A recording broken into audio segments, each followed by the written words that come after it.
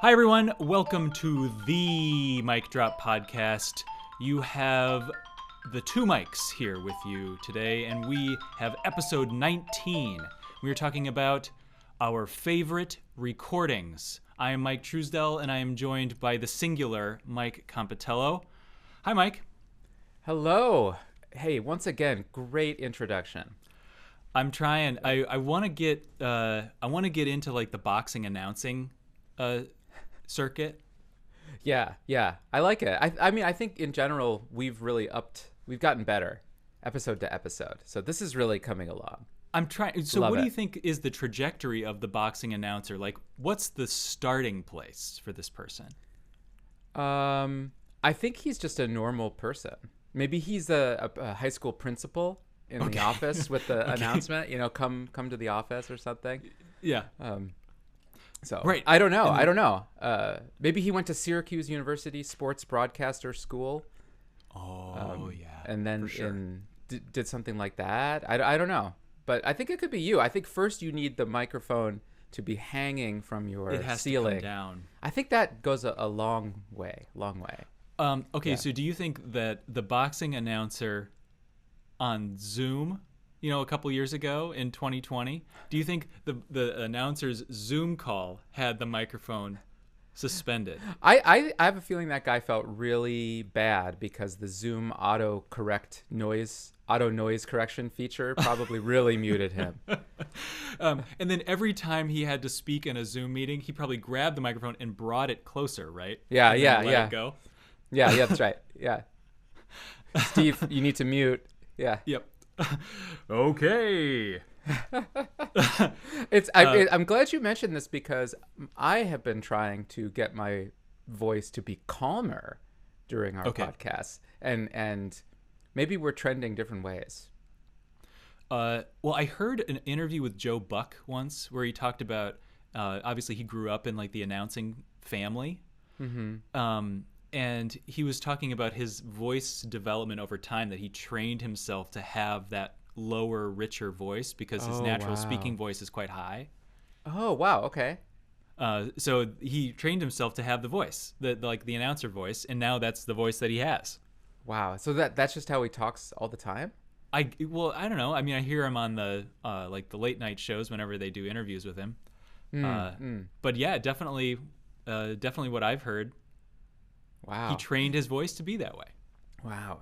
Dang. You know what we're doing now? It's sort of like you paid to go to a concert and you show up at the concert and the musicians come out on stage at 8 p.m. and then they commence rehearsing at that point. Or they figure out like, hey, you know what? Let's figure out like Bob's favorite tune and let's play that. Let's learn it. Do you want to play it in right D? now. In C? C? It's in C? It's okay. So what's the first note? Okay, we got an A. And oh, this is like we're both teaching steel band now. Yeah. Okay, so where is G? Oh, okay. It's over there? Okay. A. What? If you were to... It's on another pan? Yeah. How would you teach this to a student? Yeah. Okay, so you have the F there, and then let's look for the F sharp. Yeah, everybody like make mouse sign. house. Yeah. All right, thanks everybody. Well, I hope you're having a wonderful drive this All right, morning. we'll just take an intermission and then we'll begin. Yeah. It's been an hour. We've been demoted to the midnight to 4 a.m. DJ crew. Let's listen to another recording of Beethoven's Sixth Symphony. This time from the Lower movement. Flemish. Yeah, all slow all the time. Offering only adagios, just the filling. That's our radio show. Okay, everyone, here's the slow movement. Here's Evelyn Glennie, 3 chorales. Twice in a row, played at half speed. Yes, here are the adagios from all of the Mahler symphonies. Played attacca by the Lower Flemish Youth Orchestra. Lower Flemish. Yeah, it's not even mid. Yeah, here's Bartoldsini's 25 recorder concertos. Performed by Academy of St. Martin in the Fields, conducted by Neville Mariner.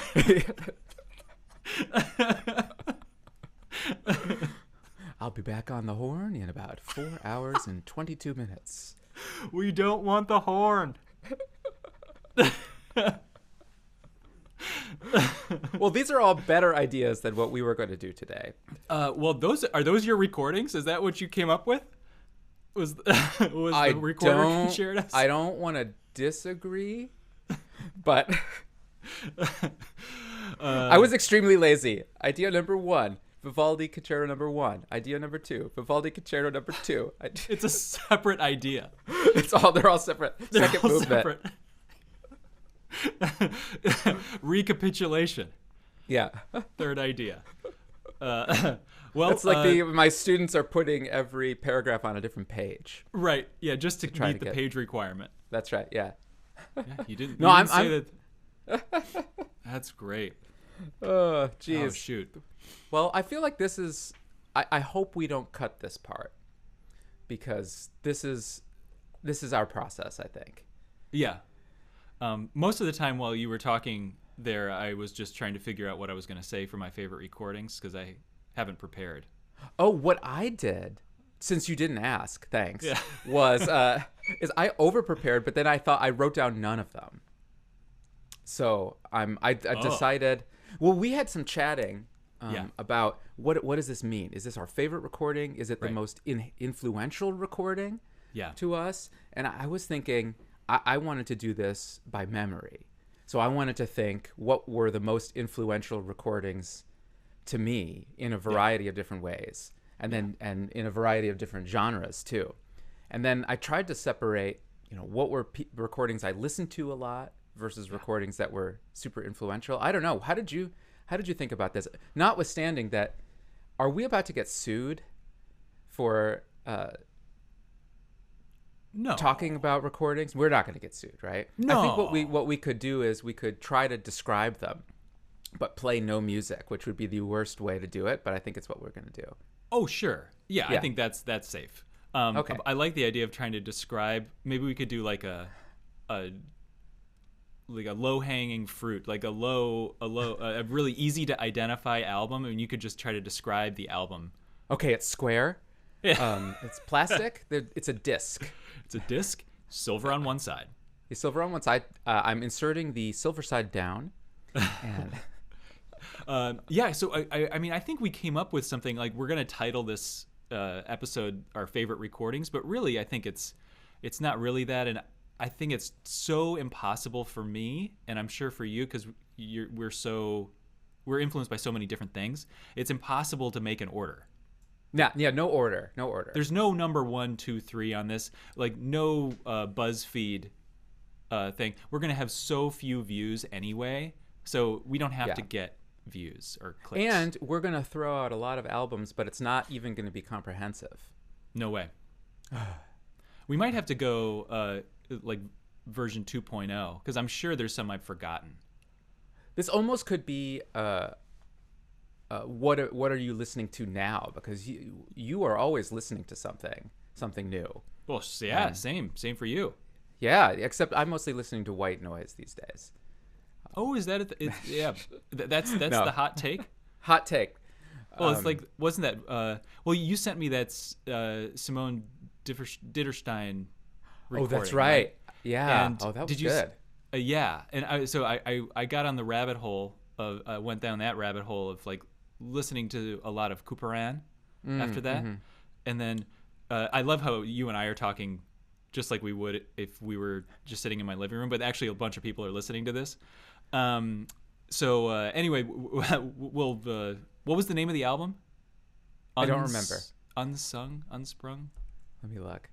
Unsung. But yeah, you sent me down that rabbit hole, and I started to listen to other recordings, and there was somebody who had recorded what's her name? Katia Butliashvili. I'm so sorry. But yeah, right. So she had a recording of the Barricades. And Mysterious. Yeah, and she's got and on that album she also recorded 4 minutes and 33 seconds. What? And so I was thinking about that, and then I thought back to, do you remember when Wolfpack released the Silent album on Spotify. Oh yeah. And that was like their way of getting money for a tour. Yeah. So maybe that's the direction we should go. Just like white noise and silence. Well, I think we would be tapping into a different marketplace. You know, Certainly. because there are whole YouTube channels of just white noise, and if we could get in there, I think this podcast would be really incredible. Okay, so but isn't that like the ideal for the listeners right now, that they could maybe see the video? But And really they would just be hear. listening to white noise, or listening to episodes of Star Trek: The Next Generation. Yeah, while but they're it's watching us, dubbed to us. But isn't there that story in Musicophilia, the Oliver Sacks book, about the person who went to the symphony orchestra concert, but because of some neural like missed connection, they didn't hear the beauty of the orchestra. They actually heard like this very scratchy, wow, okay, unintelligible, very painful sound. Dang. Instead of the orchestra. Somebody could correct me on that, but I'm glad I can hear the orchestra. Nice. Me too. Speaking of orchestras, you are a very category organized kind of person. So I'm curious, before we duel with this, what your categories were for thinking about your most influential or favorite albums. Okay, I went like Barnes and Noble style sections. Oh, nice. So but I did them very. I first did like a kind of a mind, brainstorm, and I typed out all the ones that I could think of. I went through my actual physical CD collection, and I have some visual aids that I may show in a second. Nice. I found my binders, my CD binders. Oh, amazing. But I didn't bring them with me, but you know those leather ones? Of course, with the sleeves in them. Yes. Was it a 4-top? Did you have a 4-top? I did, yeah. I had so many CDs. Awesome. It was great.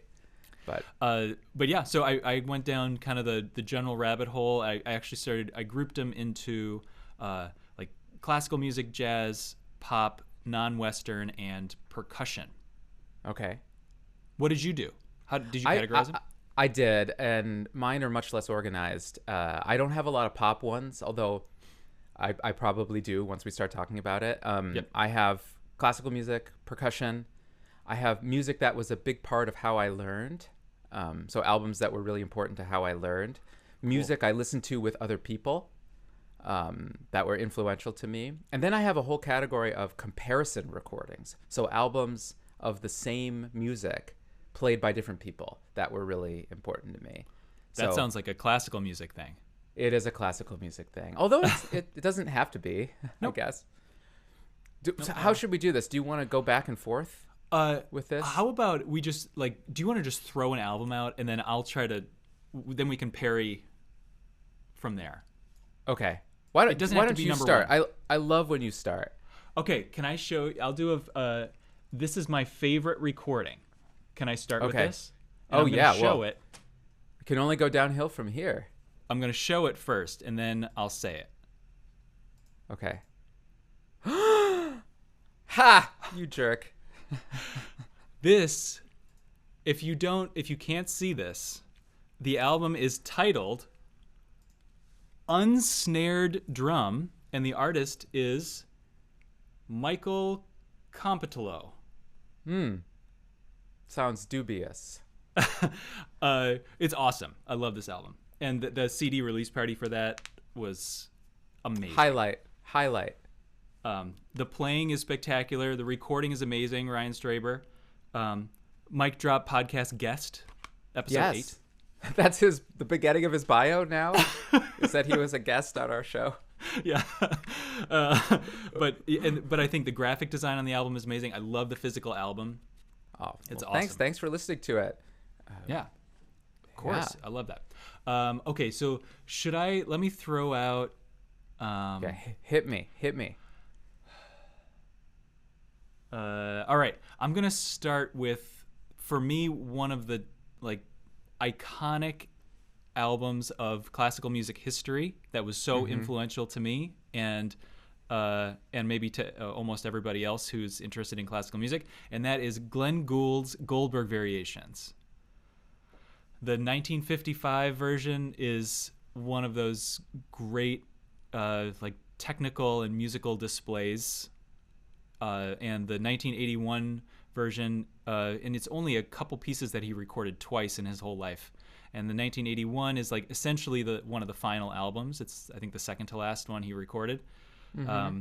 And just to see how somebody changes over time and interprets a piece more deeply over time is so powerful. So for anybody out there, if you want to, this is your chance to get in deeper. I think that is powerful, and the albums themselves, but also the trajectory of this artist as like milestoned by these two albums is pretty powerful. Well, I suspect a lot of people had a sort of epiphanal moment with this album, especially the first one, right? In terms of, I think it was a turning point. Whether or not you agree with Gould's playing, it's certainly polarizing and intense and amazing. But could you describe it? You're not going to get off the hook by just saying the name of the album. Oh, I'm not. So the 1955 Goldbergs are, I'm assuming that whoever's listening may know or will soon know the Goldberg Variations as a piece, but essentially it's these virtuosic technical displays, like nobody had ever I think people had played the Goldberg Variations and they'd recorded them. I think they were widely understood as a training piece more than a concert piece. And he came onto the concert stage. This is the first thing after Columbia had signed him after his debut at Carnegie. And he decided to record the Goldberg Variations, and it's this like very assertive playing and interpretative style that doesn't always fit the bill of what the early part of the 20th century and before considered to be the pianistic values, like always playing this lyrical top line, always bringing out the voices in a lyrical way, let's say. And Gould came in and played it as a not a percussion instrument, but very separated and rhythmic interpretation of Bach that focused on voices in their equality instead of their voices in just bringing out a subject, or just bringing out, let's say, the bass line because that's the theme of the piece that gets reiterated. But in this case, it's inner voices and characters, and I think the way he chooses to repeat the canons but not the non-canons is maybe somewhat controversial. But it obviously it made an impact on humankind, I think, and the musical humankind, classical music humankind. Yeah, I mean, these recordings are so rhythmic. Yeah, and I guess at this time, a lot of people in the 19th and 20th century classical music field would not have described 18th century music as, sharp. But this recording, it sounds like a rock album. Yeah, I think. And it's the beginning. Yeah. It's kind of fun to think of all the recordings that came after that. Through all the Bach and the very controversial Mozart sonatas and the Beethoven sonatas that are so different. And then like how he took that pass through the Orlando Gibbons and William Byrd, and like just for me it to see somebody's life, like looking back, and I never lived at the same time as Gould, but I feel like he was amazing. So 3 thumbs up for Glenn Gould. What do you think? We're getting close to one of mine. What do you think of his English and French suites recordings? I think phenomenal. The A minor one? A minor. Is one of my favorite. English suite. The Prelude, yeah. It's like get in a Ferrari and then just let it go. Yeah, it's crazy.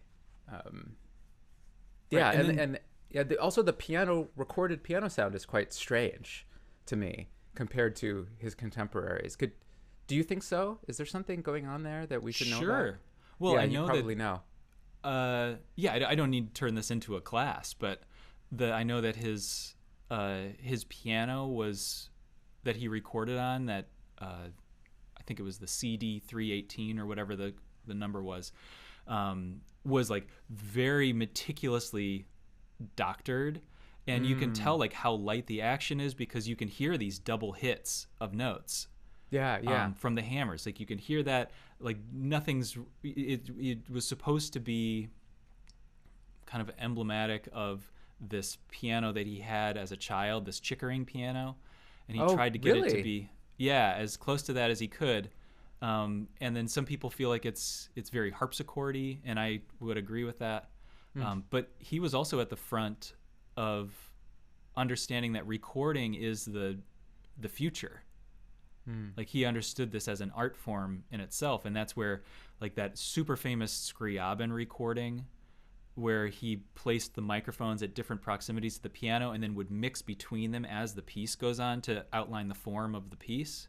Or emphasize resonance or whatever, like that was really big. And then obviously everyone likes to talk about how he would come and splice in like 2 or 3 notes the way that we do now.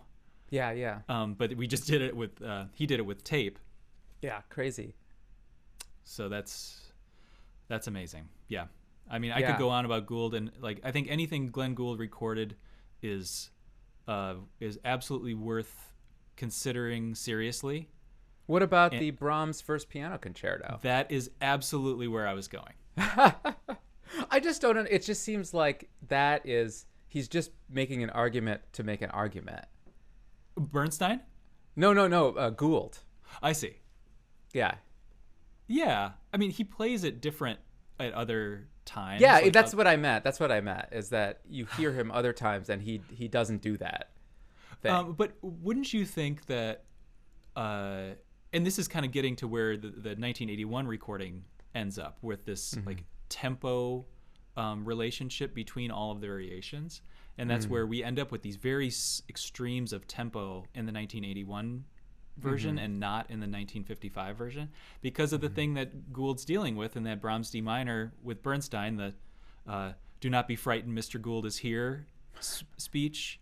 And everything that came after that. But I was thinking about it just the other day, and that if you were backstage and Leonard Bernstein says, "Hang on back here, I'm going to say a disclaimer."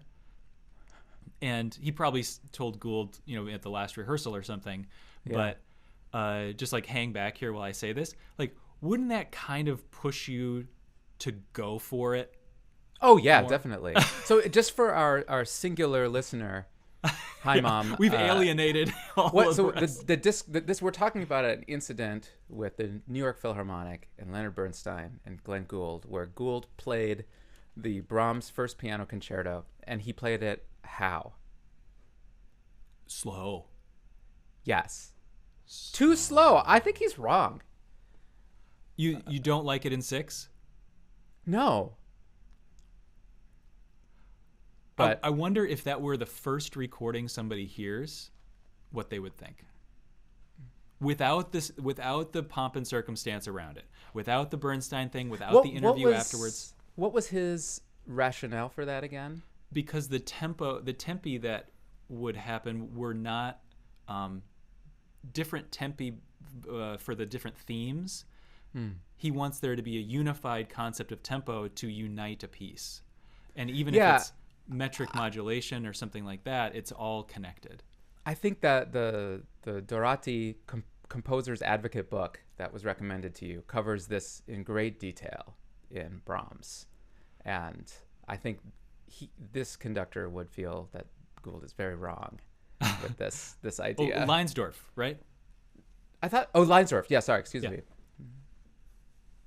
I think you can unify the tempos. You just go faster. Yeah, I think it's like, where do you? It seems like for us, in the percussion world, when you play a marimba solo and you got to play the highest note and the lowest note, you have to make a call.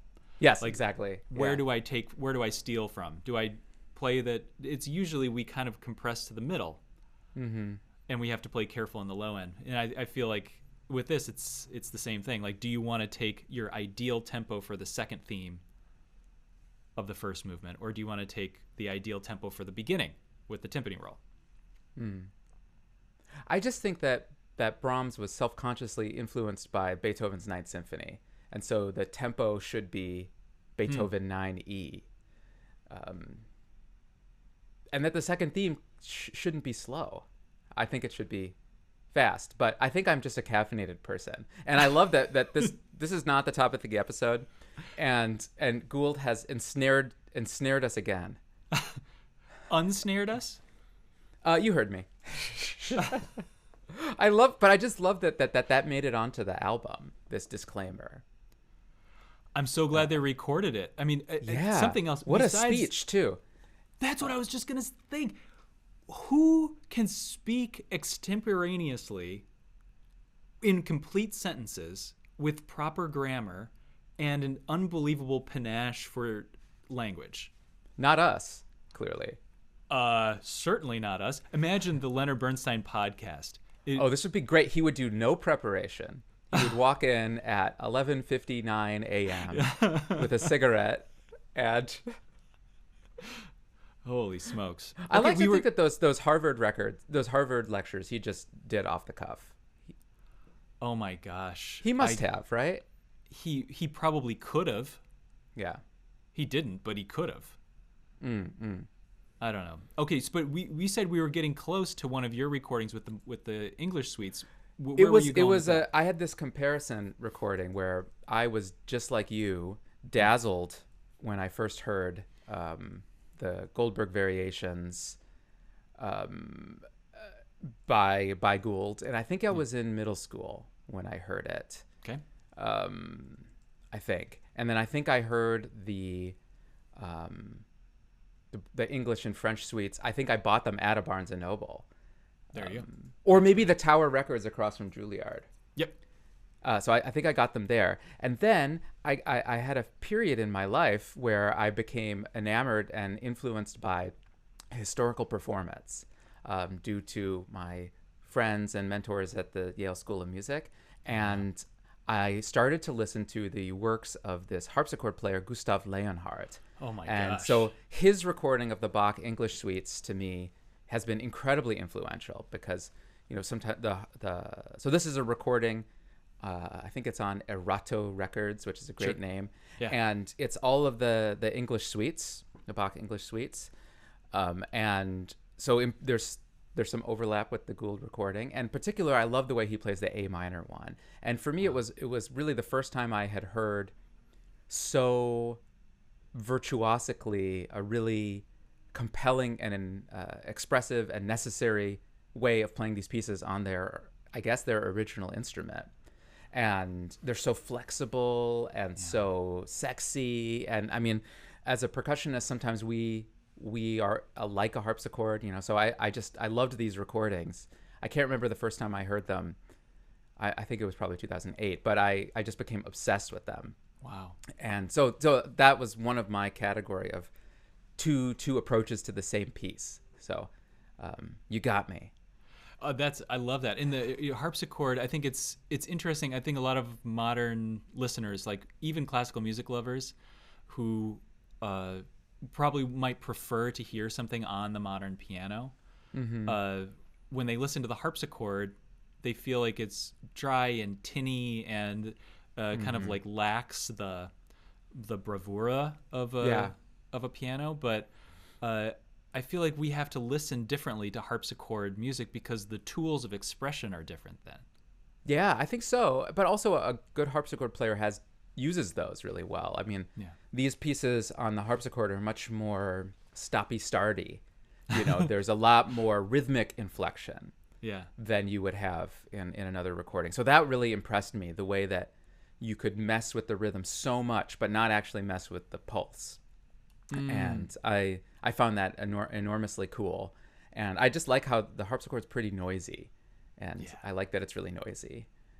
So compared to the Gould recordings, which are streamlined, they're like a Richard Serra sculpture. There's like nothing there.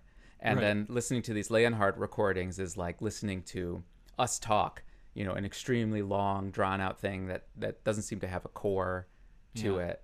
Yeah.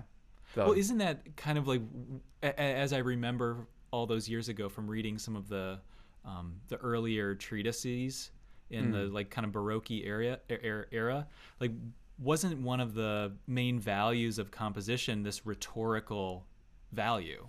I think so. Yeah. Right. The ability to like make a point, defend the point, reiterate the point in different ways.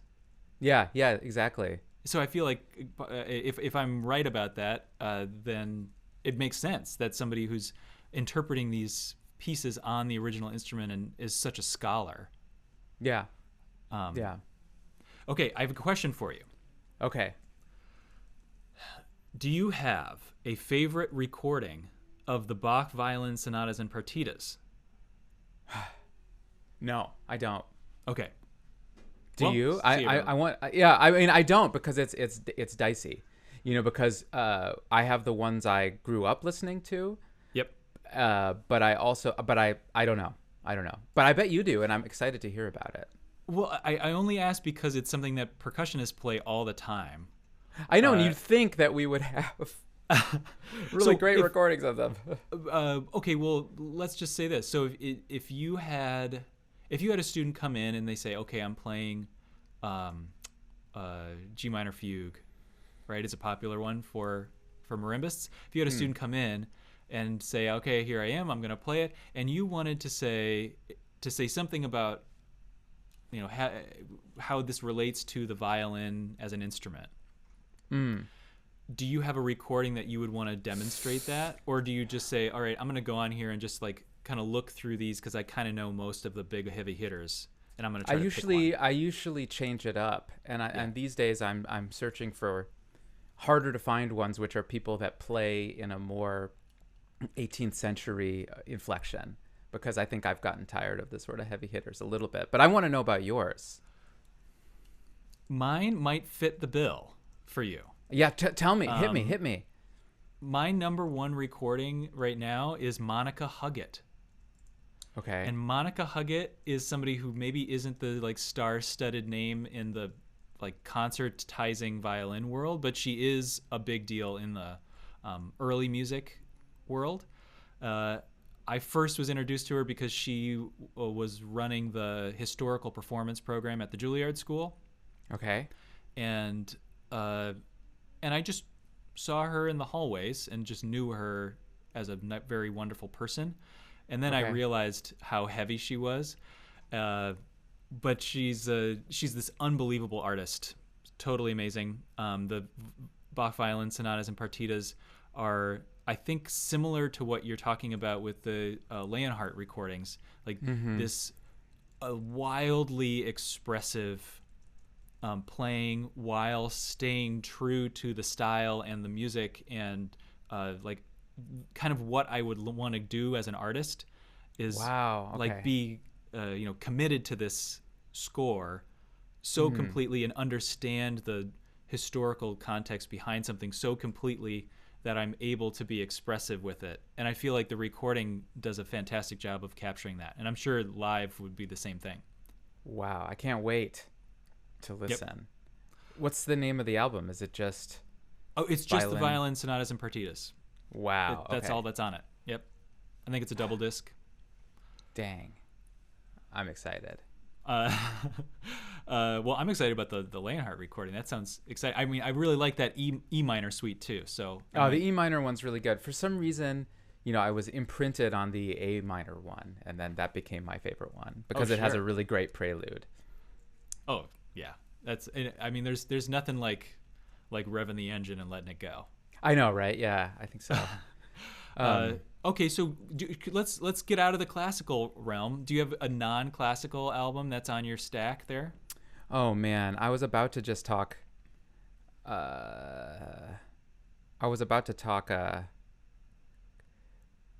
Quasi-classical. Can we do a transitional album? I love it. Let's do it. For me, this was probably one of the top 3 influential albums for me. Is this Bang on a Can Classics album? Was that did that have Hout Was that one? No, that's the Louis Andriessen one. Oh, This is and it has a Industrial. can on the cover.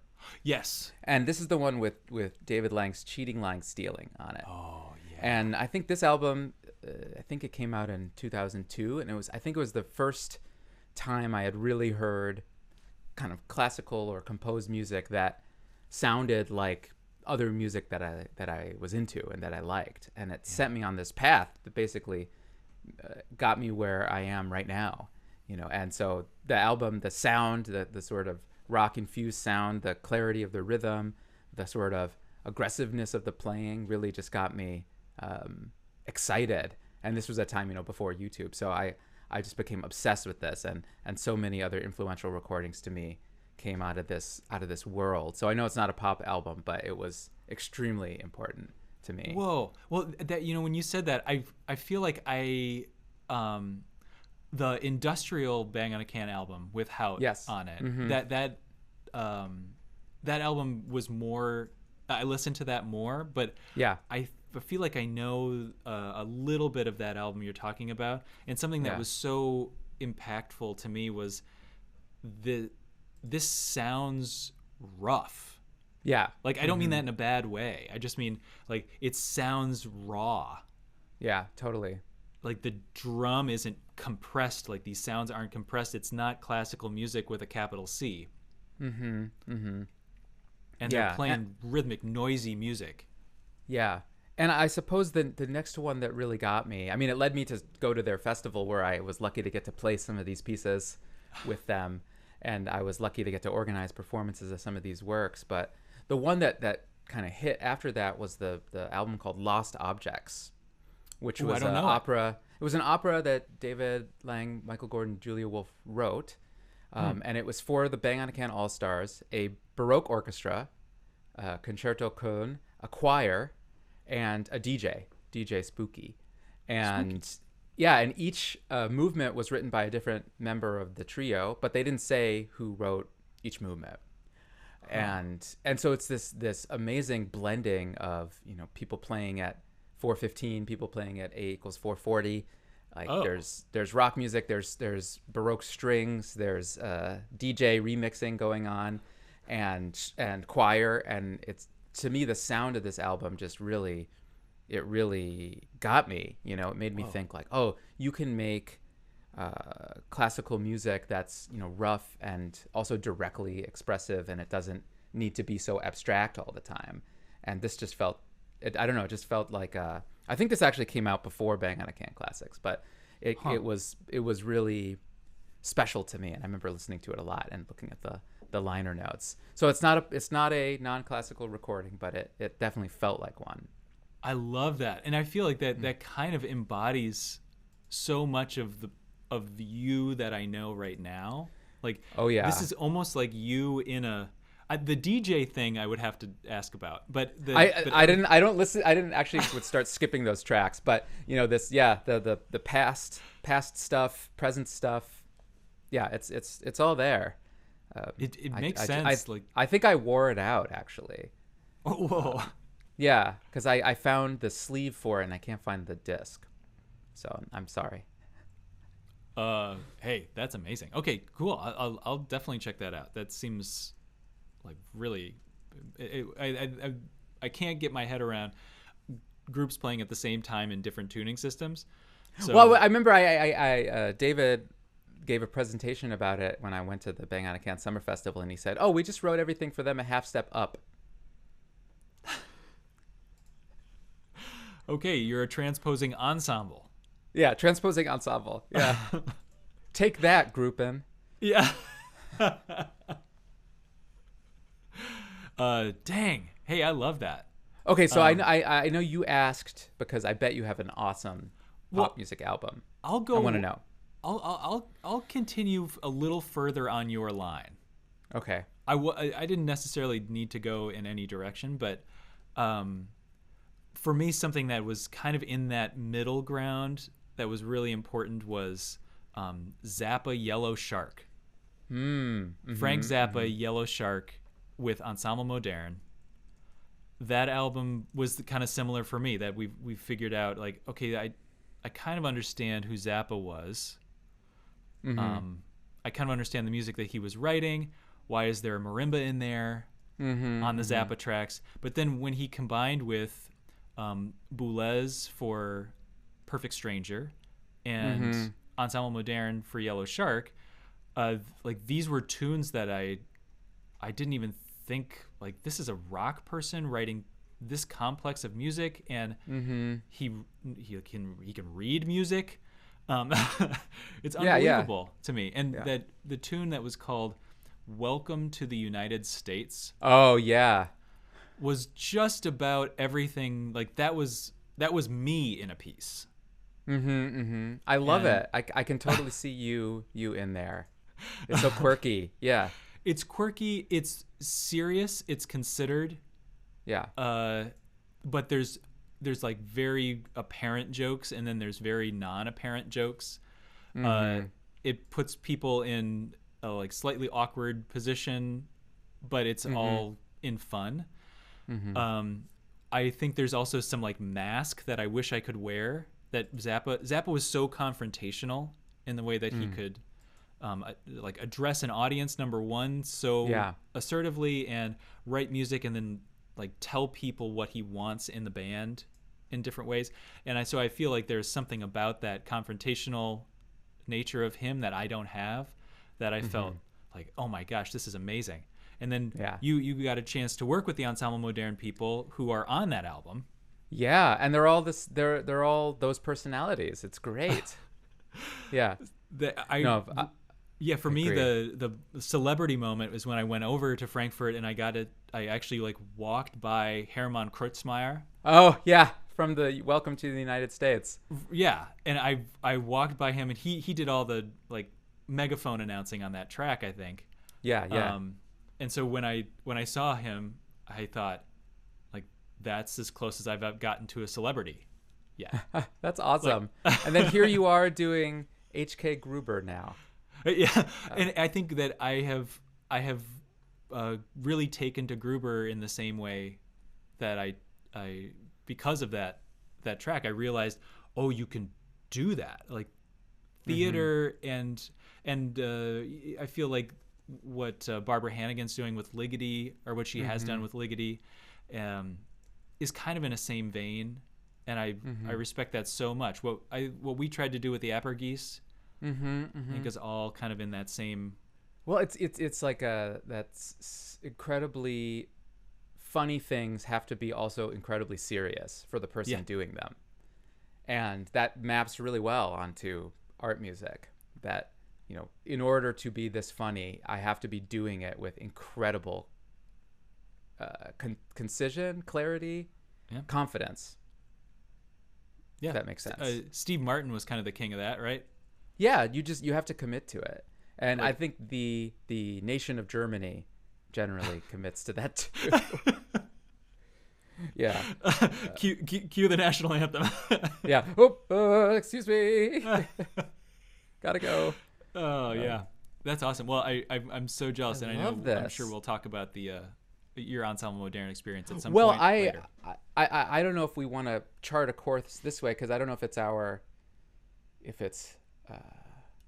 if these are our top favorites, but there is another Ensemble Moderne recording on my most influential albums, which is their album recording of Wolfgang Riem's Jagden und Formen. Oh yeah? Yeah. I never what is heard. I know the piece. It's by Wolfgang Riem. It's Ensemble Moderne. Let me just see what the name of the album is. I think it's just called Jagden und Formen. Yeah. And yeah. Okay, I've heard the piece. I don't know the recording at all. Okay, well, basically, if you've heard the piece, it is like a however many minutes, 51-minute explosion. And the whole piece, and this level of clarity and virtuosity in this kind of craggly music really made it come to life for me. And I also I think the track names are bar numbers. Awesome. So the piece theoretically has no sections. It's like track 1 is like bar 300 or something. Yes. And anyway, so what was your original thought about non-classical recordings? Because I know we should talk about some, because a lot of mine are are super nerdy recordings that I listen to a lot, but I wanna know something that can take us out of the classical percussion realm. All right. Well, I am such a bad person. I actually feel somewhat self-conscious about this sometimes because I don't know pop music in the way that a lot of my colleagues do. Like I listen to the radio, obviously, growing up, and I listen to some albums that people find influential, and I have listened to the Beatles, and I appreciate everything I listen to, but it wasn't something that was so important to me. I think for me the number one pop like person in my life, from when I was a kid until today and beyond, for sure, is James Taylor. Interesting. He's probably the closest to a pop person that I would consider to be highest up on the list. There are specific pop albums that I've listened to a bunch, and they are so awesome, but not a ton of them, like none of them, as I look at it, are rock albums or like it's not like Led Zeppelin for me, even though I love it and it's great and Bonham's awesome for what he is. It's just not the music that's at my core. Yeah, for sure. So what about you? Do you have a pop? I could go on for a while about this. I'm more of a pop stylist. I really like Motown. But maybe it's because it's what I grew up with. You know, my parents love Motown. Yeah. So I really like Motown. I kind of like you. I like it. I like all sorts of stuff, but it's not what it's not something that I have an absolute favorite in, unfortunately. All right. So we're both kind of insecure in the pop realm. Yes, but I have a non-pop one that I'm curious. It's influential to me, but maybe it's an underrated album. Okay.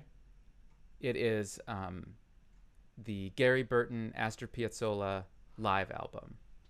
Oh, I just saw that when I was going through my CDs. Yeah.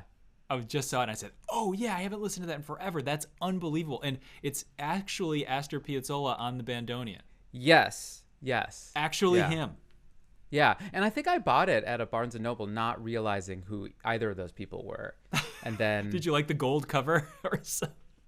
Well, this one, the one that I'm thinking of is called The New Tango, and it's a live album. Oh, the and live it's one. White, and then it's at like the Montreux Jazz Festival. Yes. Okay. Absolutely. Yeah. Sorry. Yeah, that's the one that it ends with La Muerte del Ángel. Oh my gosh. Which I loved. So, it was sort of my introduction to Gary Burton, who, you know, I don't consider myself a jazz musician at all, but it was a really great introduction for me to him. What did you feel like was the impactful part? Was it just oh my gosh, this is available? Like, I didn't know you could do that. His rhythm, I thought, was just amazing, and his sound was so rich. I don't think I'd ever heard a vibraphone player sound like that, and just so clear and crisp, and clean and organized. I don't know, that sort of got me. How about you? I mean, you might be also thinking of the gold covered album, right? That's what I thought originally. I thought that was the live one, but it's the other way around. Well, maybe that one is live too, but I also really like it. Oh my gosh. And I think it's fun to hear Gary, who by basically any metric was a prodigy.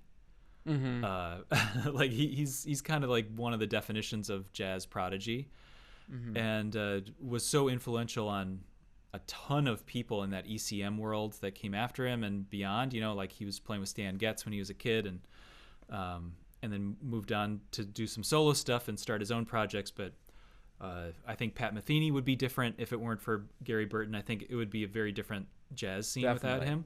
And I think it's so cool that somebody so influential plays an instrument that I also can play. Yes, that is cool, because it's like this person is legitimately famous in this world. Yeah. Well, I think that's amazing, and I think it's fun to hear somebody like Gary, who grew up in this jazz idiom and is so comfortable with improvising in these styles, and kind of charted a new course with the ECM stuff and a new sound there with Keith Jarrett and Charlie Hayden and Bob Moses and like that crew. But I feel like he is like or he was really interested in tango music, and it's so interesting to see somebody kind of leave their little silo that they've created for themselves and just be into something. Yeah. Right? And you because see I think this might have been the first album of his I heard. So I didn't, when I first heard it, I Sure. didn't know that this was new for him. Yeah. And so it was cool because he does kind of stand out a little bit on the album compared to the other players. Who are just a little bit less free, a little bit more free than he is. But Okay. it's pretty amazing. I actually have another Gary Burton album on my list of influential albums, but I haven't listened to it in many years. Okay. I have a couple to add also. Okay, in mine, I'm done after this. It's the Gary Burton Chick Corea album. Which one? Native Sense, the orange one. Hang on. That's my snare drum. Oh, I have my CDs went all over the place. Okay, we'll edit that out. There it is. Native Sense. And besides the fact this came out when I was in high school, I think, and I went to go see them play this album. Whoa. Okay. Is this right? Did it come out like early 2000s? Well, I bought it in a Barnes and Noble the same 97. day I bought the Piazzolla album while I was in high school. So. Okay, it says 97, so that would be right. Actually, because I think I heard them, maybe I wasn't in high school yet. Might have been in 98 or something. But I'm not even kidding. I listened to this without thinking about us. I listened to this all the time. Really? I still listen to this album all the time because what a great first track.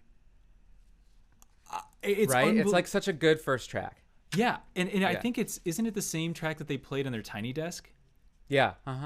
It's just a great opening track. It has like this harmonic cloud and this rhythmic impulse that can start something. Yeah. And Chick Corea is another pianist I would say has great rhythm. Yeah. Well, that's enough for us. Let's go back to the slow movements. Like it's 3:37 in the morning and nobody's listening, so I'm gonna play you something upbeat for a change. A scherzo from Chick Corea. Yeah, Chicken Korea. Well, there's I remember being so stymied as to how somebody could play an instrument that perfectly when I listened to the Armando's Roomba track from this. Oh yeah. And that's actually the other one. Yeah. I went for a little deep dive a few years ago, and I said, you know what? I love this track so much. I could sing it for you right now. I am going to go and transcribe that thing. And I found I went down the rabbit hole and I worked on it, and it was something. The video is online if anybody cares to watch me, kind of poke my way through Gary's playing. And then I wrote a little blog post about my experience doing it. It was wow, I didn't know that. Yeah, it's mind blowing, like what he's doing in the moment. Yeah. But so that was a really big one for me. I thought the Bartok on here is just so unique. It's good. And the monk tune at the end kind of was so like different for me, and I loved that. But the one that kind of has been getting me, and why I keep listening back to it, is the Rumbata track. Oh, I can't remember that one. This one starts. It's like this kind of like slowly building introduction, F minor-y, and then it gets into these like arpeggio things that kind of starts off, and then you get into the track. And something that what I love about it, and I hope that somebody doesn't ruin my day by telling me how this was actually edited.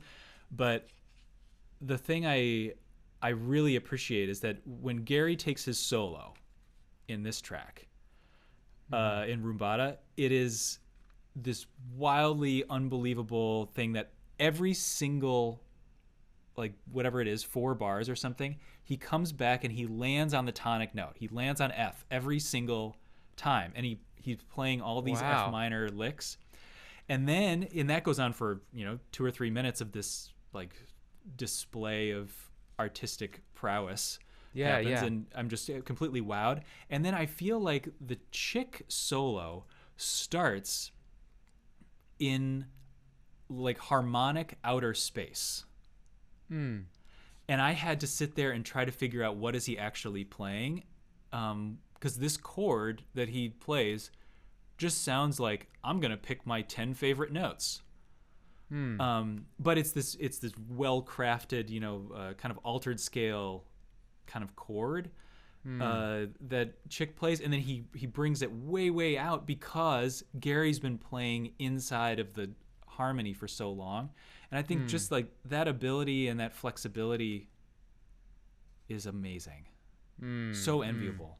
But I'll tell you the thing that I love about this album, slightly under the performance of it, the texture of the jacket. Oh yeah, it's kind of I love it's rough. Yeah. It's rough, nice. But it's almost oily, and the paper is thick. Yes. And so anybody who's never heard of a CD before, or who says the CD itself is brown. Sorry, I will show the. Yeah, strange, right? It's this brown disc. It works really well with the orange color palette. Yeah. I'm right there with you on this album. Wow, I can't believe it. Well, we have a lot in common.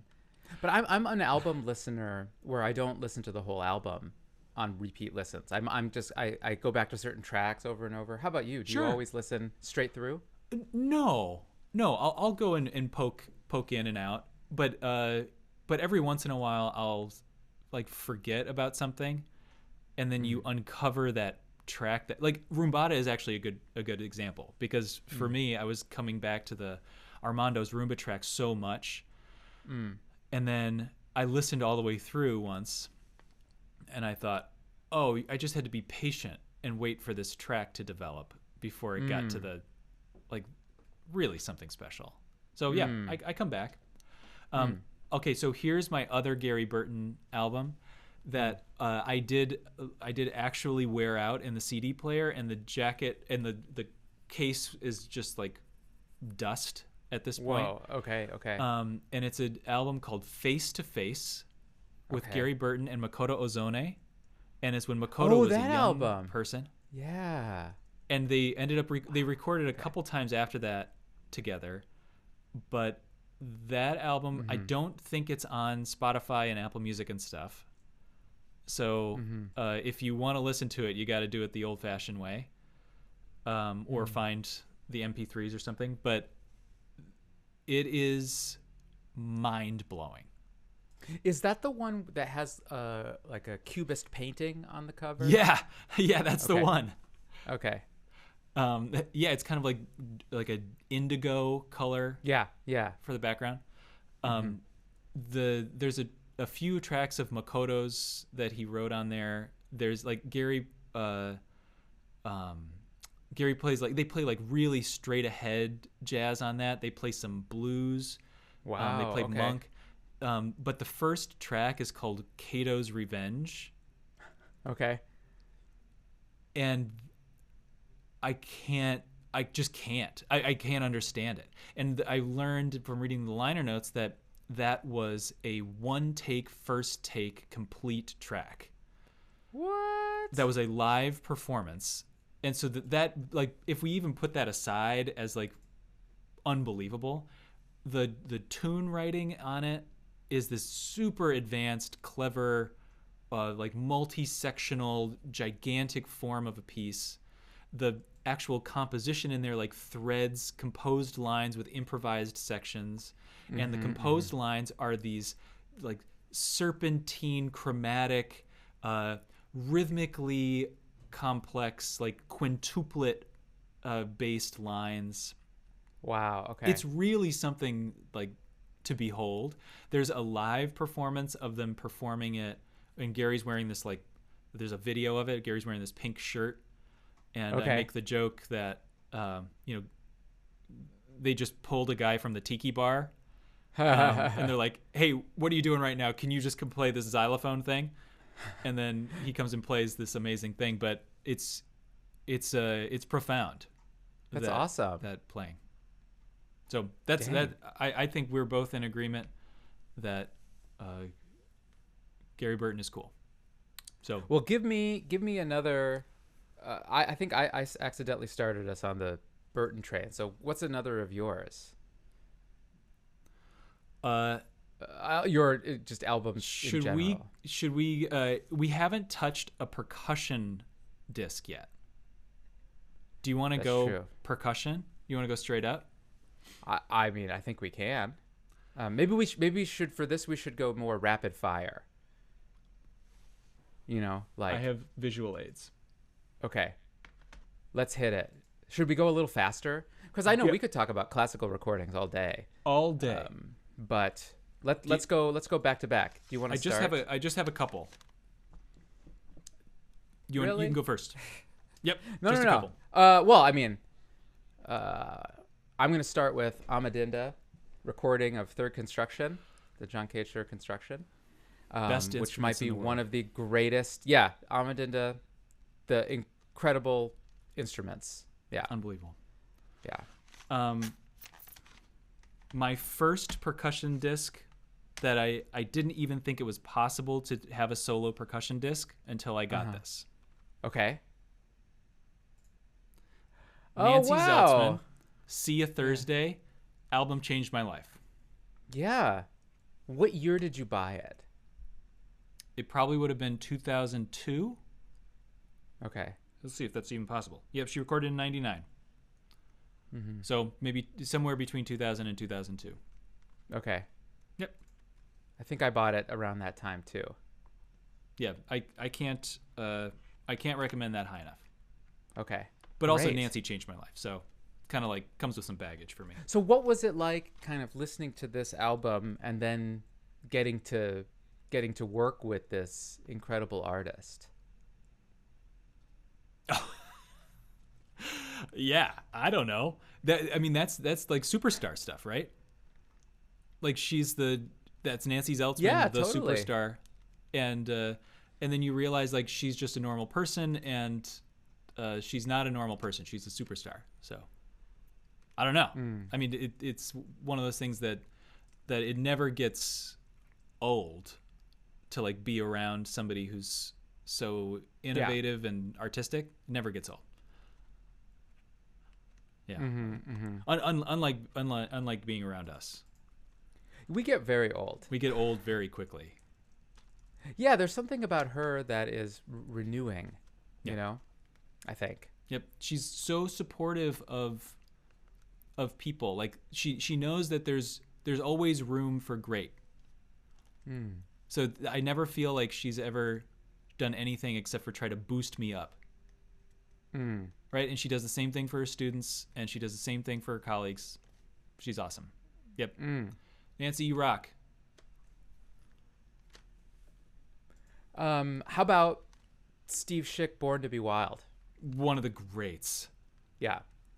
Absolutely. I have the normal accolades for this album, which is that it just sounds amazing. Sounds amazing. But the thing that is great about this album to me is that it highlights all the stuff I like about Steve, which is that it seems like recording this album was first of all, it's no big deal, and he didn't spend a lot of time on it because this person is a live concert person. Yep. And when you see Steve Schick live, it's fundamentally a different experience. There's something about the way he plays. There's an authoritativeness. He reminds me of a 19th century virtuoso in that a pre-recording era person, because it's almost as if he's too squirmy to have a recording of something.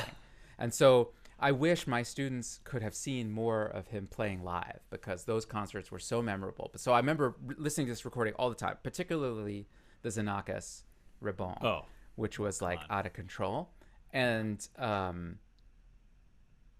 then finally getting the chance to hear it live and speak to him, or maybe, God forbid, work with him on something. And so that was an influential one to me. And Lang is on there too, right? Anvil Course is on there? That's right. Anvil Course is on there. Great Anvil Course recording. Yeah. I mean, it goes without saying. Yeah, but you're totally right. It's like listening to a recording of Richter playing. Mm-hmm. Right? You just understand that this person, like, there are no edits on Born to Be Wild. No. and the Rebond recording is the same thing. It's like, this feels like one take. This is one take of poetry being read to you. Mm-hmm. Yeah. So that's my love that. I'm so glad Steve Schick's name has been said. How about yours? All right. Recording. I'm gonna go here. This is Jean Geoffroy playing the Bach cello suites. This one is the violin sonatas. But he has a recording of violin sonatas and partitas, and he has a recording of the cello suites. And if you can find recordings of Jean Geoffroy playing Bach on video, and you can find the audio recordings. We're talking about poetry. This is a poet. Mm-hmm. Jean Geoffroy. Oh yeah. Yep. Yeah. So if you're looking for, we talked about our favorite recordings. You two are hoodie buddies. Yeah. You're both hoodie buddies. I feel like he influenced me without me knowing about it. Like the way that he the kind of repertoire he plays, the way he approaches Bach, I do the same thing. I'm totally connected with Jean Geoffroy. Yeah.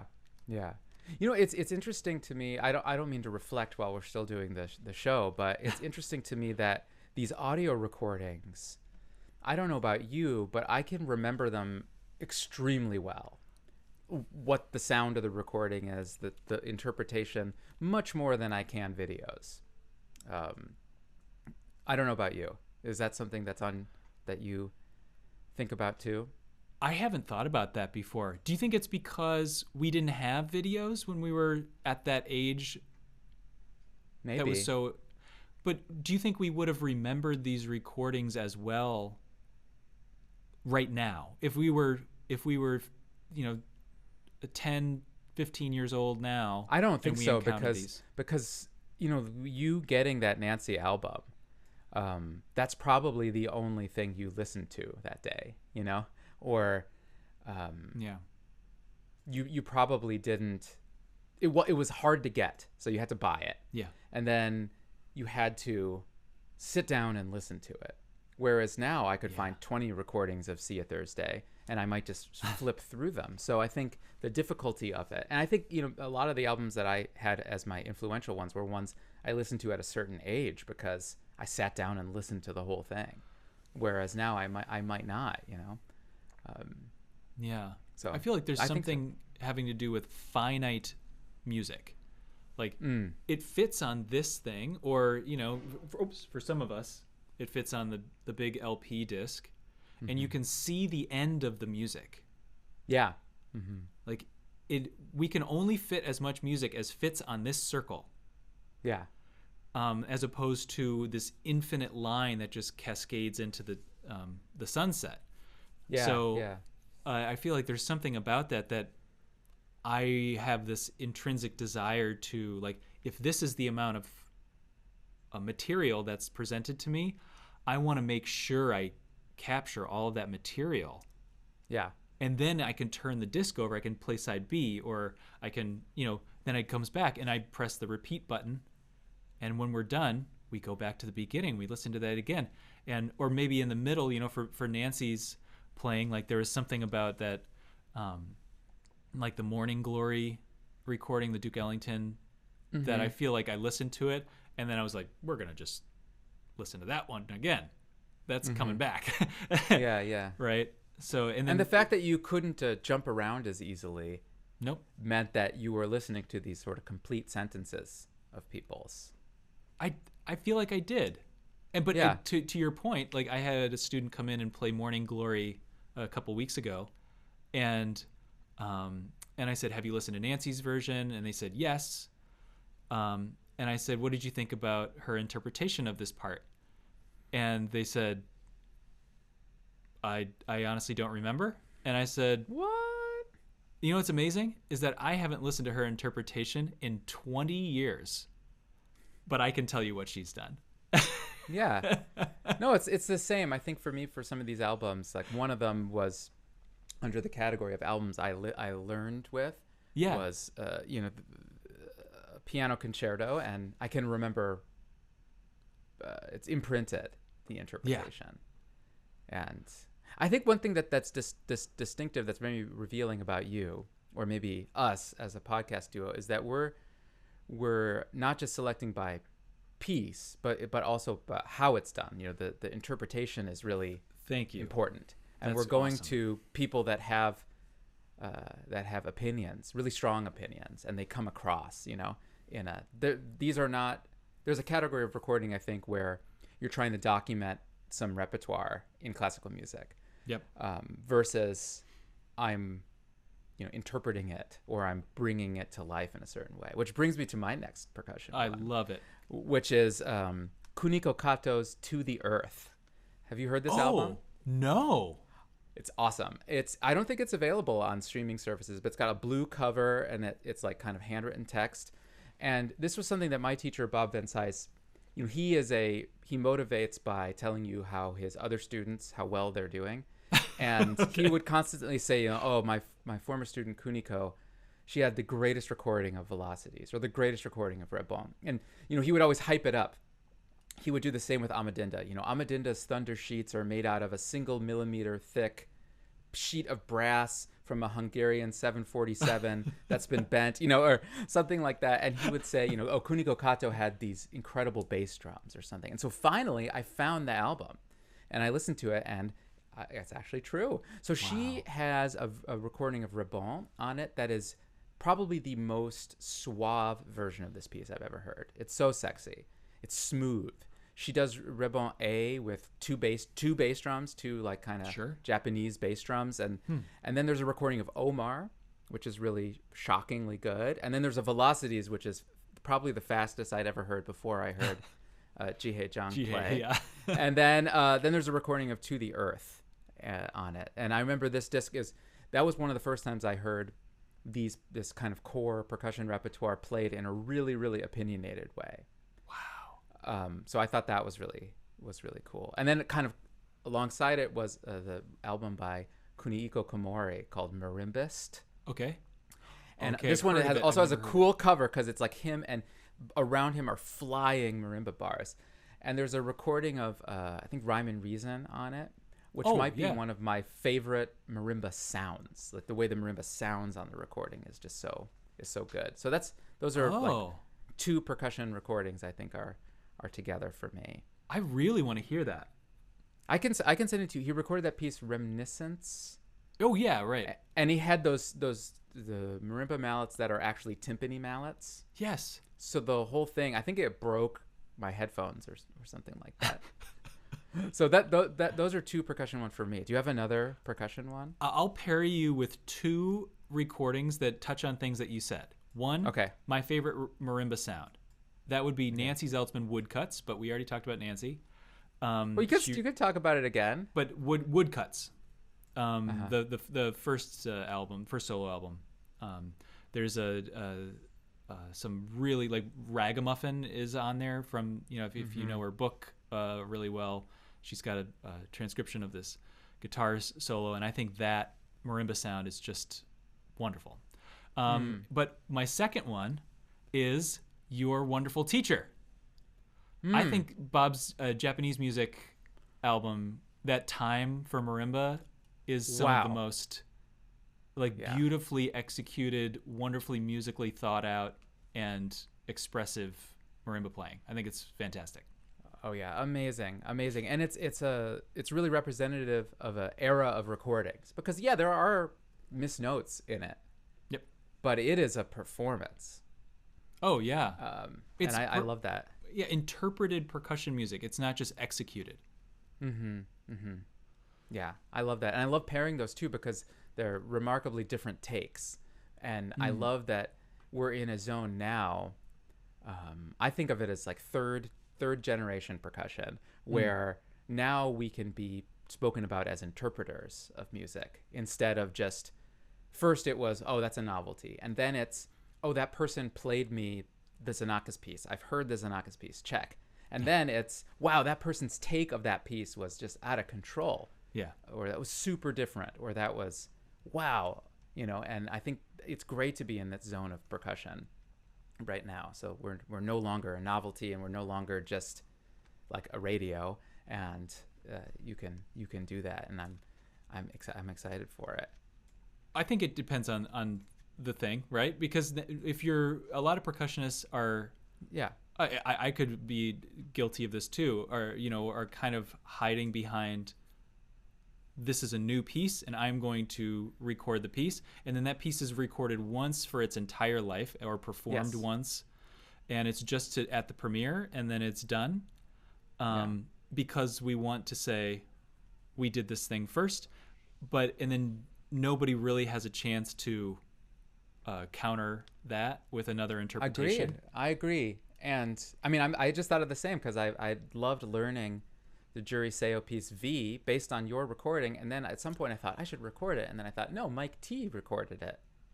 But you would only be helping, and it's the same thing, because I feel like Sam Solomon has a fantastic recording of it, and plays it so well. And I remember playing it for Sam at the Juilliard seminar over the summer a couple years ago, and Sam was in the audience, and he said, I think it's so cool that a piece like this can be played in such different ways.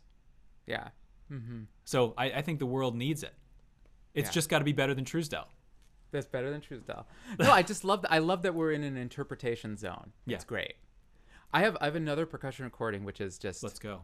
It's another two-parter, and it's kind of the opposite. It's out of character for me. One is these old Edison wax cylinder George Hamilton Green xylophone recordings with the All-Star Trio. We talked about this in our method book episode. Yeah. But the fact that this person sounds so good in the 1920s is pretty depressing. And he didn't even have the Green Book. He didn't have the Green Book. It was under construction at the time. How did he know? New management. Yeah, new management. So those recordings just sound amazing to me. Yeah. And kind of alongside it, an album I listen to a lot. I'm not sure I would consider it my favorite or influential, is the Nexus Ragtime album. Oh, Ragtime concert? Yeah. The fact that that's all live also just wigged me out. It recorded direct to 2-track or whatever it is. Yeah. And like, how about the percussion sound on that album? Yeah. It sounds like you're like inside the bass drum. Yeah. That's playing that really doesn't exist. No. That's the kind of person who doesn't have a cell phone.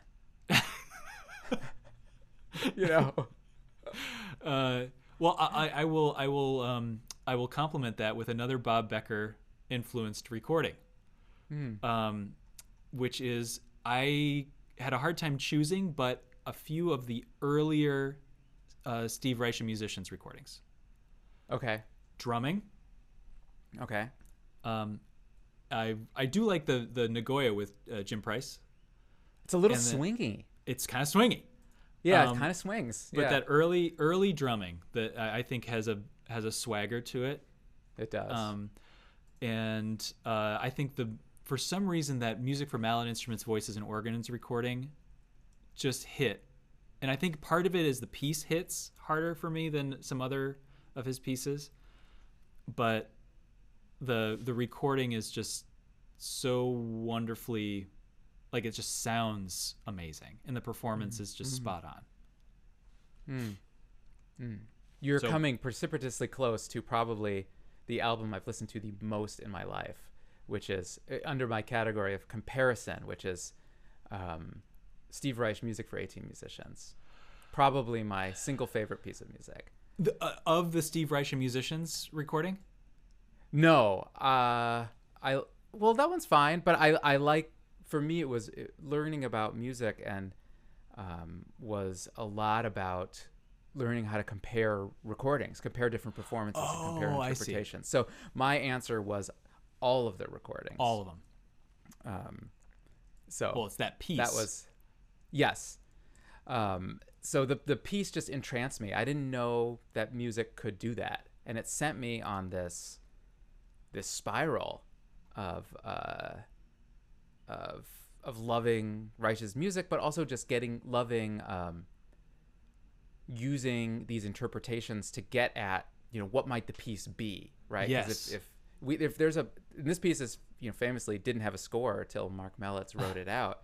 Right. But so what is the piece of music? If it only exists as a performance or a recording, then maybe you can only kind of assess the piece by listening to a bunch of different recordings. Yeah.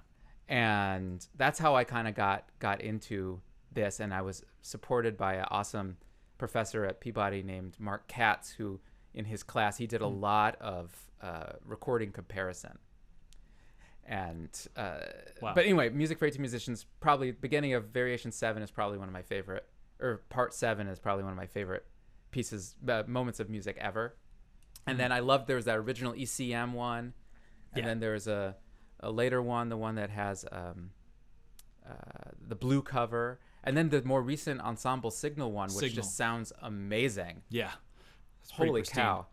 Yeah. It's perfect. It's like and then of course there's the recording of the premiere of the piece at Town Hall. Oh, really? There is a recording of part of it. It's 4 upright pianos. Okay, probably not the ideal, but let's just say that it doesn't get off to a great start. People sort of trickle in.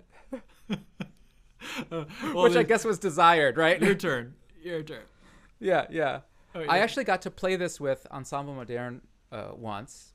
Oh, and it's so different. With them, well, they don't have a part. They don't have the music, so they handed me an index card. Okay. And like, this is your part.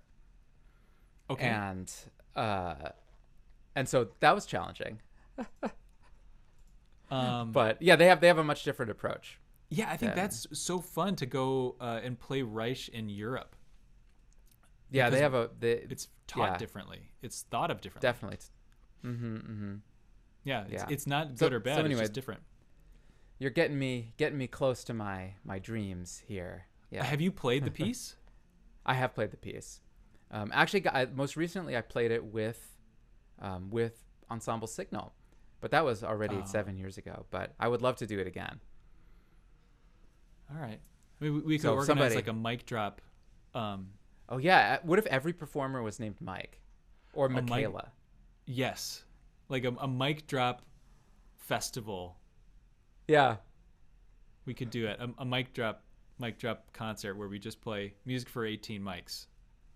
Music for 18 mics. Yeah, let's do it. Have you actually ever seen anybody? I think we could do it. Even we could get 18 mics. Well, even if you're not Mike, we'll give you a name tag. Yeah, doesn't matter. You're Mike honorary today. mics. Yeah, you're Mike today. Yeah.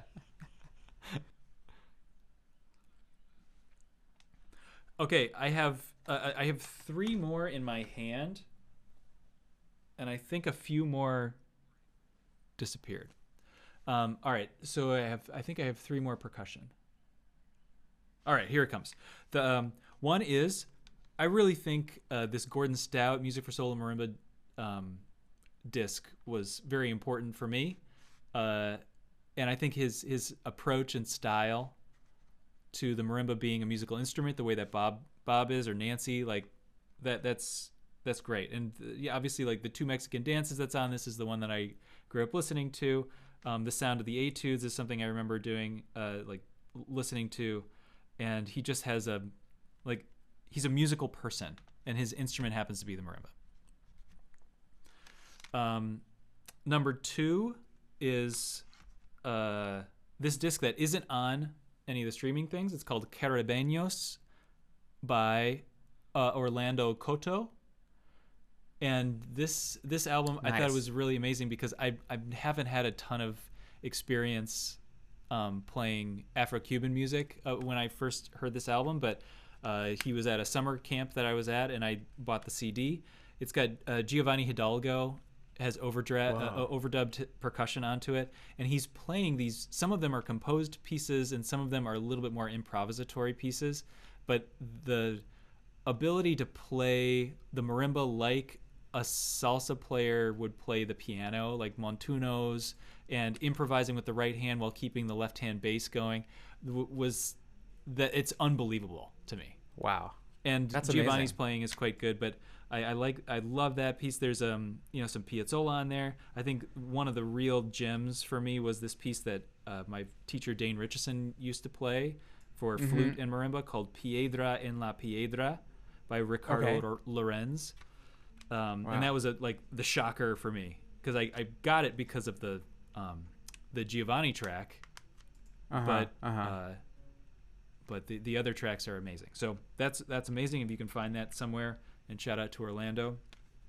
Dang. And then finally, this is maybe a personal disc, but this is the Lawrence University Percussion Ensemble. Before my time, so I'm not on this disc. This was given to me by Dane when I decided to go to Lawrence.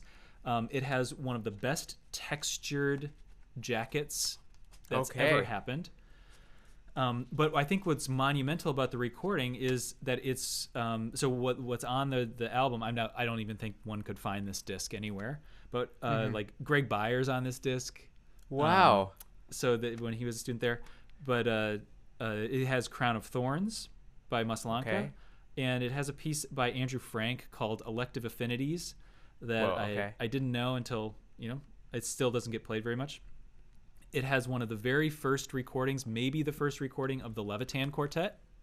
Whoa, okay. On here. That's cool. That is played very well and recorded really well. And then I can say with basic 100% confidence that this is the first recording of the Hinastera piece for percussion ensemble and soprano. Oh, I love that piece.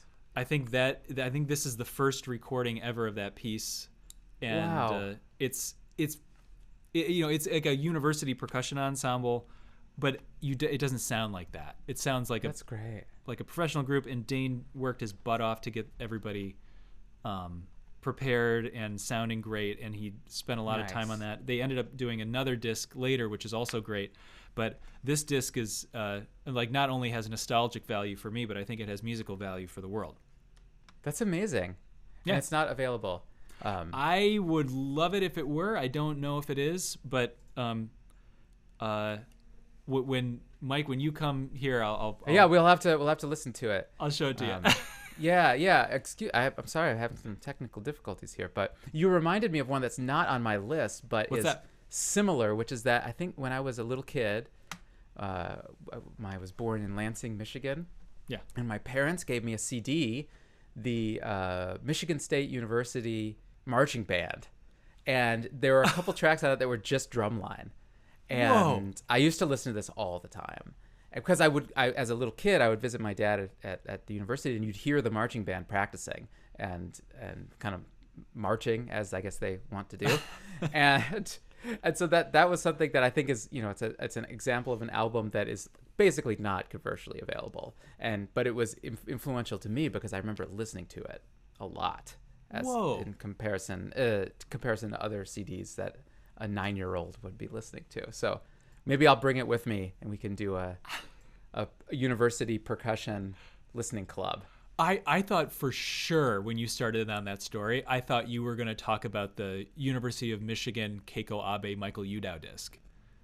Oh, no. I thought for sure you were going to go that direction. But that was the first PASIC I went to, was Keiko Abe in Nashville playing Abe plays Abe. Whoa. So with Udao and Joe Gramley? Who was it? Okay. I don't remember, actually. I'm sure. I don't remember who else was playing. I remember it was at the Grand Ole Opry. Oh And my gosh, that's amazing. yeah.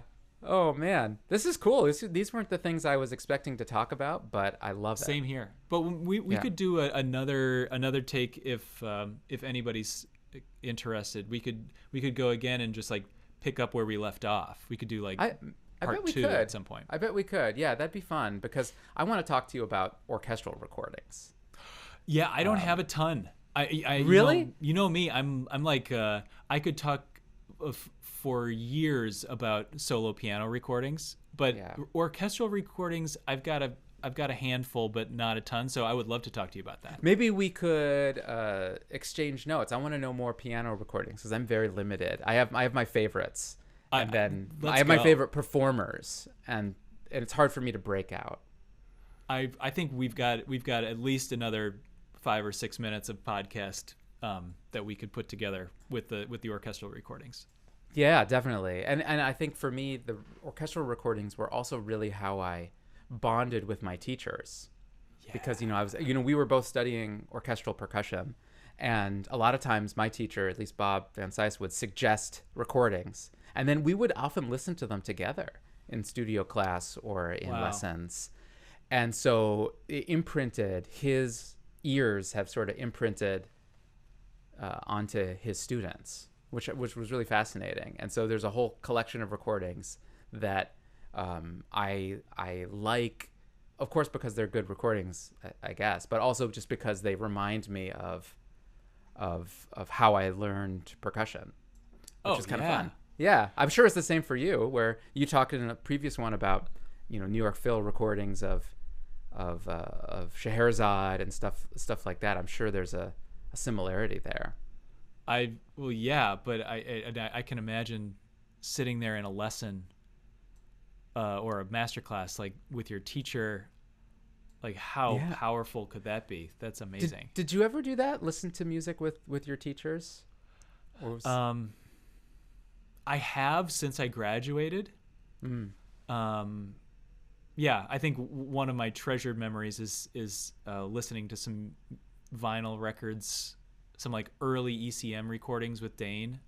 Whoa. Okay. But I don't think I have a ton of recollection of that. Oh, okay. Yeah. I think I want to do it more with my students because, getting the sense, and I went one summer, I went to the Cloyd Duff timpani class. Oh yeah. I was indoctrinated, and Tom Freer actually led us through some listening where he did sort of like back-to-back orchestral excerpts. Here's this timpanist playing this moment, and here's this timpanist. And he would go into it and say, like, can you hear how this person is slightly on top of the beat? Or can you hear how this person's sound is sitting here in the spectrum of the orchestra? And that was really powerful for me because, sometimes it puts into words something that you had noticed or maybe something you never noticed. And then from then on, you're like, oh, actually, I'm gonna be listening for that. When I play. I actually just had an experience with a student where we were talking about tuning and the different waves and the beats, and this person said, I'm really sorry, I'm honest, I can't hear that. And so we went through we kind of like backed up a little bit and went into a little bit more apparent way of hearing it. And then you could see their eyes like light up, like, I hear it. Wow. Right, and it's the same kind of thing. And then from there, then you can start to dig a little bit deeper. Like, let's try to make it a little bit more difficult. Now let's put it into a different register or whatever. But it's the same thing. Like, maybe you listen to these recordings and you say, that sounds like Beethoven 5. That's really great. But you didn't know that you were supposed to listen for placement. Yeah, definitely. And now you do. And now you can hear placement everywhere. It's like salience, right? Yeah. It's like, okay, what about intonation? Okay, so now I didn't know that. That's now on my listening. I can listen for that. I think it's great. And I remember because we would always listen to these George Zell Cleveland recordings of the Beethoven symphonies. And then I remember it gave me a way to talk about the first time I heard Concertgebouw play. Sort of, oh, that's the placement of the timpani, or that's the timpani sound, or that's the spoing of the sound. So yeah, it really put it, and it kind of goes. It's of a type with what I was talking about in terms of comparing recordings. That has become a big part of how I learn and how I love music, is sort of comparing different recordings. That's why I always like covers of pop songs. I love Right. when other people do the same pop song. Just gives you more to talk about. But Well, I feel like we have a lot more recordings up we our have a lot sleeves. more, and I think there's we could even at some point for version 10 or 11 we could even go into video recordings. Yeah, this is interesting because it's harder for me to. They're less permanent in my brain. Yeah, Except for MTV music videos. obviously. Yeah. And of but- course, your recorded output is deep in there. Well, I think it would be interesting for us to discuss recorded, like audio recording opera, Ooh, tough. right? Yeah. Because I think like musical theater works better as a recorded medium than opera. Opera, the worst on CD. I think it's kind of tricky. You miss part of the reason of going to the opera, I think. Yeah, I think so. And you're trying to follow along the libretto. Yep, I've done that. Yeah, yeah. when it's on the radio. Oh my gosh. Yeah, it's tough. Okay, so maybe we just put a pause right now, in knowing that we definitely should pick this up at some point. Because at the very least, I am interested. Me too. And I'm curious if there are any people in the world that are listening. What are your favorite recordings? I would love that. And honestly, since we're talking about it, we love hearing from people. Mm-hmm. A bunch of people have reached out to me and talked about some of the episodes that have been released, and I didn't understand that people are actually listening to this. I assume what's happening is that they get extra credit if they write to me, for like a class. Could be. But yeah, so if you are interested in connecting with us, I know sometimes it's kind of weird, like we don't really have a website yet. Mm-hmm. And we each have our own personal emails, but we also have a Gmail account that Mike C said it was okay if we say yeah. What's out. the email address? The email address is duomicdrop@gmail.com. Okay. duomicdrop@gmail.com. Find us if you have an idea, if you have a favorite recording, if you have a problem with our favorite recordings.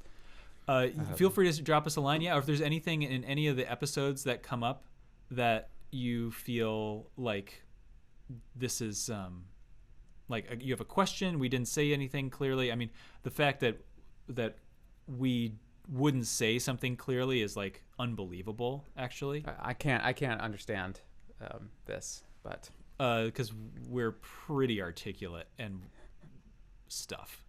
Yeah, my mom says I'm articulate. Really? Your parents are so articulate themselves. I think that's a high compliment. I don't know about that, but we anyway, I'm looking forward to our next favorites. Favorite in any way. Yep. Yeah. We'll do it. But yeah, I mean, we're happy to hear from folks. For anybody who's listening, there's also we also have video, so you can you can go onto YouTube and see these episodes when they come out. And generally I try to put snarky or commenting photos or comments on the screen, so it's somewhat entertaining. Oh yeah, definitely. They're great. And if you're on YouTube, we also have these available on your podcasts apps. So feel free to check us out there. Awesome. Thanks, Mike T. I'm going to go Mike listen C. to some music. Same here. This is awesome. Yes. Well, bye, everybody.